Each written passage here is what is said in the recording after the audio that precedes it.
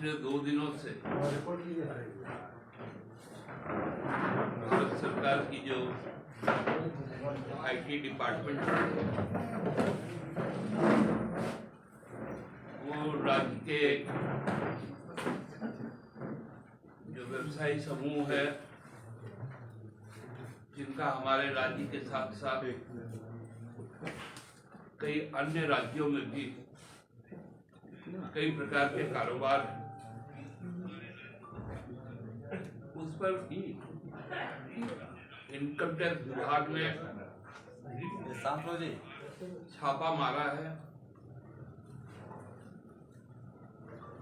और जो चीजें सामने आ रही उसका कहीं कोई भी अभी तक आधिकारिक पुष्टि नहीं हो पा रही।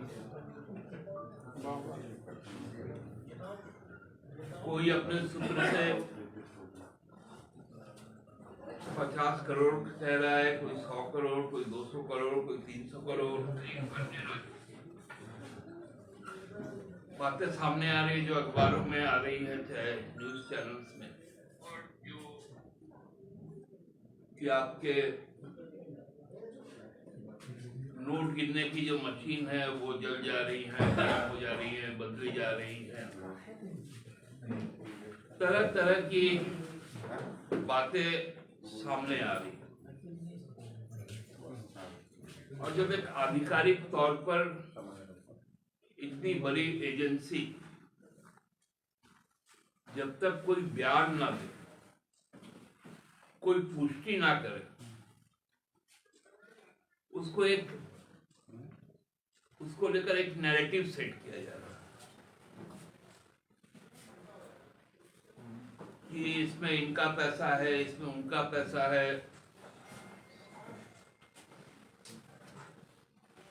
और भी कई तरह की अनर्गल बातें आ रही। हमारे माननीय प्रधानमंत्री ने तो जो संवैधानिक दायित्व का निर्वहन कर रहे हैं और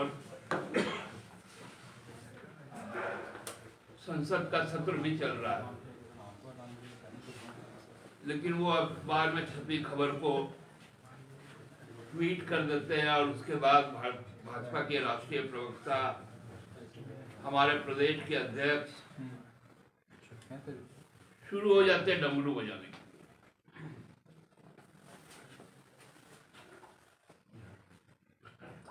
क्या इन लोगों का समझ है हमको तो नहीं मालूम। आयकर ने एक समूह को जांच के दायरे में लाया है, लेकिन उसको एक राजनीतिक रंग भी दिया जा रहा है। आप लोगों को याद होगा कि मध्य प्रदेश के एक रैली में माननीय प्रधानमंत्री जी ने कहा था कि जो 70,000 करोड़ का जो आसामी है, जो 14,000 करोड़ की संपत्ति जिसकी अटैच है, वो अजित पवार, वो प्रफुल्ल पटेल, भाजपा कहती थी कि इनको चेक की फिशिंग करवाएंगे, वो डिप्टी सीएम बन जाते हैं और प्रधानमंत्री जी उस पर ट्वीट नहीं करते।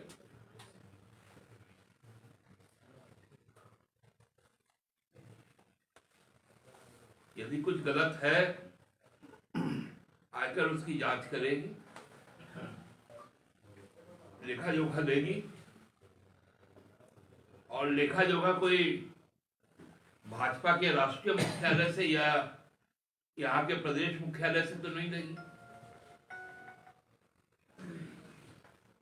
तो इनको पेट में क्यों दर्द होगा?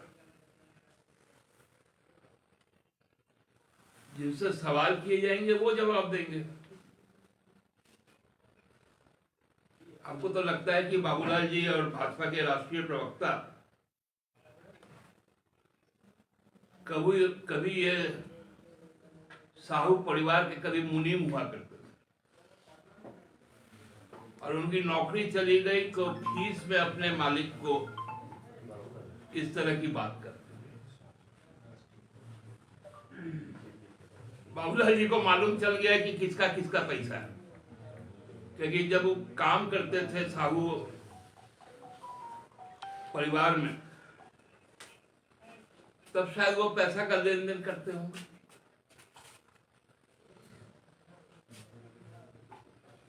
क्या बेतुका, कल उनका एक बयान आया,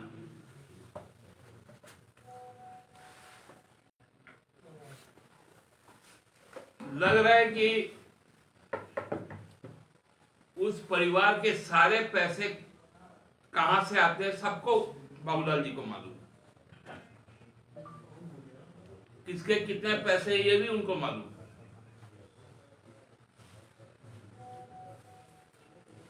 बोलते हैं कि मुख्यमंत्री को इस्तीफा देना चाहिए।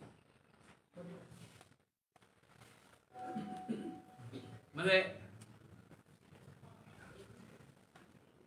अब तो बाबूलाल जी को बोलना चाहिए कि प्रधानमंत्री जी को भी इस्तीफा देना चाहिए। क्यों शरद पवार उनके साथ है, क्यों प्रफुल्ल पटेल उनके साथ है, क्यों नरेंद्र तोमर उनके साथ है, क्यों मेहुल भाई बाहर भागे, नीरव मोदी बाहर भागे, विजय बनैया बाहर भागे, ललित मोदी बाहर भागे।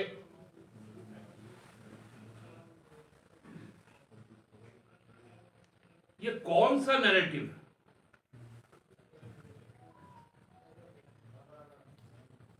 अरे जिसमें जिसका पैसा आप कह रहे हैं, बेहतर होगा कि उनको वो पैसा लौटा दीजिए।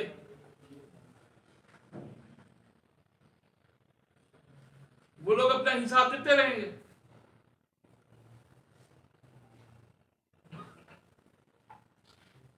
एक सीमा होती है ना।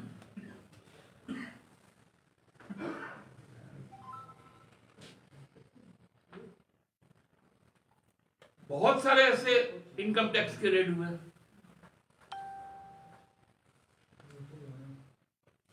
बहुत सारे उद्योग घरानों में हुए हैं,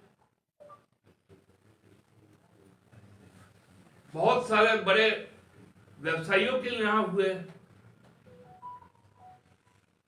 ये तो इनकम टैक्स का एक रूटीन काम है। अभी ये साहू परिवार में भी हो रहा है, तो रुंगटा परिवार में भी हो रहा है।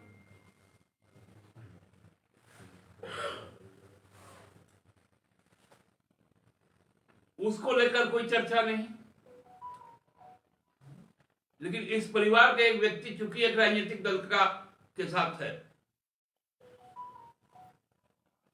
तो उसको लेकर हाय होगा। तो रुंगटा के यहां से जो पकड़ में आ रहा है बाबूलाल जी, उसमें किसका किसका पैसा है?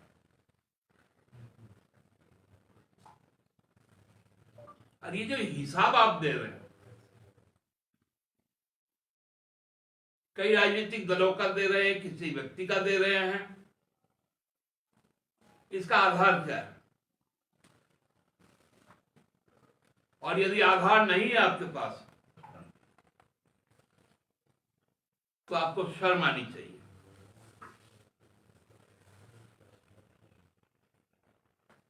आपको झूठ बोलने से बाज आना चाहिए। आप देख रहे हैं कि जिस प्रकार सरकार लगातार लोगों तक पहुंच रही है, लोगों के काम त्वरित तरीके से हो रहे हैं, तो आपको खलबली मच गया।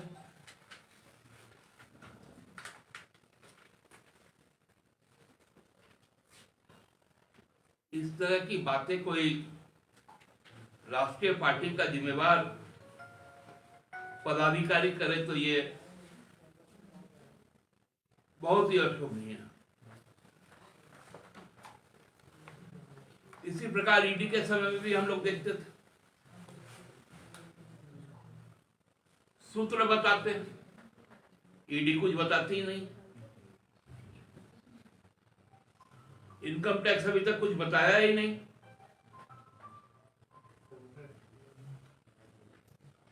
उनका सोर्स ऑफ इनकम क्या है, कौन कौन सा व्यवसाय है, उन व्यवसायों में कौन कौन शामिल है, ये बातें तो आई ही नहीं। केवल और केवल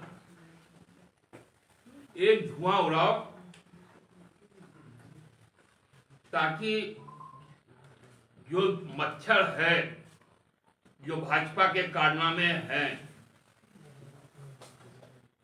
वो छुप जाए।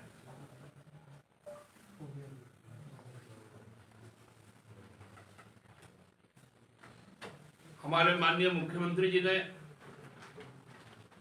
बहुत स्पष्ट तौर पे कहा है कि जो जांच एजेंसी वो अपना काम निष्पक्ष होकर पूरी गंभीरता से करे और उनके जो भी फाइंडिंग्स है उसको सार्वजनिक करे और संबंधित लोगों से पूछताछ करे और तब बातें सामने आए, ना कि भ्रम इस पे फैलाया जाए। इन्हीं बातों को आप लोगों के पास रखना था। बहुत बहुत धन्यवाद। दादा, आप जो कह रहे हैं कि केंद्रीय एजेंसियों का प्रवक्ता बन बैठी है बीजेपी, लेकिन आप जो कह रहे हैं कि आईटी जांच करेगी, दूध का दूध पानी का पानी हो जाएगा, तब कुछ बोलना उचित होगा। लेकिन ईडी जो हल्फनामा दायर कर रही है कोर्ट में या जो कह रही है, उससे तो बीजेपी के आरोपों को सत्यता प्राप्त होती है कि हाँ भ्रष्टाचार यहाँ है। तो पांडे जी, यही तो हम लोग बार बार कहते हैं कि स्क्रिप्ट लिखा जाता है भाजपा के दफ्तर में और कार्रवाई करवाई जाती है केंद्रीय एजेंसियों से। आप ही के बात को मैं सत्य मानता हूं कि सरकार को अपदस्थ करने की जो कोशिश है राजनीतिक ना होकर एजेंसियों के माध्यम से हो रही और उसकी स्क्रिप्ट लिखी जा रही है भाजपा के मुख्यालय में, चाहे वो दीनदयाल उपाध्याय मार्ग हो, चाहे बिरसा मुंडा राजपथ। लेकिन एक के बाद एक कांग्रेस जिस तरीके से, कांग्रेस से जुड़े नेता लोग जो एजेंसियों के इस पर चढ़ रहे हैं, उनके घर से कुछ ना कुछ तो बरामद हो रहा है दादा। तो भाजपा भ्रष्टाचार का बता रही है कि दूसरा नाम ही है कांग्रेस, वैसा आप मानते हैं कि नहीं? मैं तो कोशिश करूंगा कि मैं सोमवार को हमारे जो रिम्स का जो नेत्र विभाग है उनसे अनुरोध करेंगे कि आपका नेत्रों का समुचित इलाज करवाए, क्योंकि मेरे पीछे जो बैनर आप देख रहे हैं वो जेएमएम का है, कांग्रेस का नहीं। आप लोग एक ही अलायंस में हैं, विचारधारा एक ही, तभी एक साथ। तो ये सवाल आप बीजेपी से कीजिए ना, एनसीपी के बारे में, अजित पवार के बारे में। ठीक।